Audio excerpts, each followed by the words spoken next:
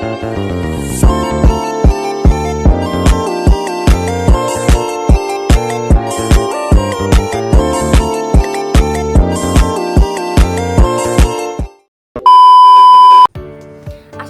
warahmatullahi wabarakatuh. Halo semuanya, perkenalkan nama saya Maya Puspita dengan NIM 223255, kelas RA5, Prodi MSDM, Fakultas Ekonomi dan Bisnis, Universitas Primagraha.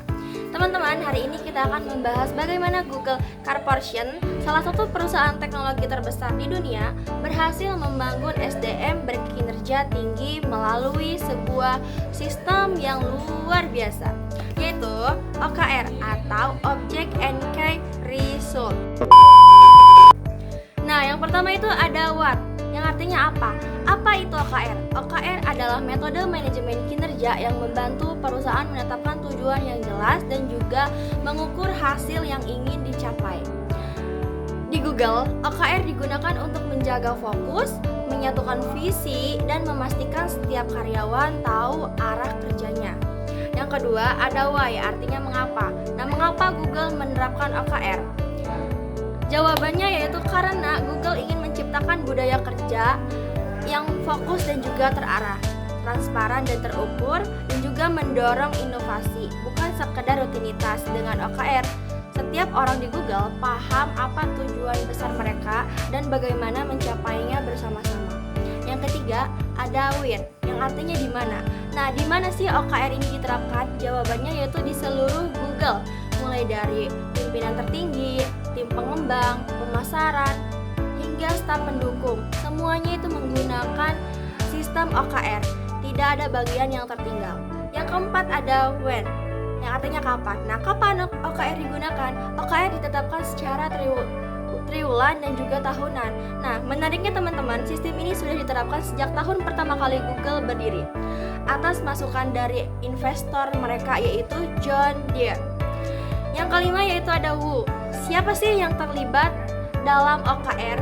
Jawabannya yaitu semua orang. Setiap individu menerapkan OKR secara pribadi yang selaras dengan OKR tim dan perusahaan. Bahkan OKR CEO bisa dilihat oleh seluruh karyawan. Transparansi dan juga keterlibatan penuh adalah kuncinya. Yang terakhir yaitu how. How itu bagaimana? Nah, bagaimana sih cara Google menerapkan OKR? Yang pertama, mereka menerapkan objektivitas yang menantang dan menginspirasi. Lalu, untuk setiap objeknya itu dibuat 3 atau 5 key result yang spesifik dan juga terukur.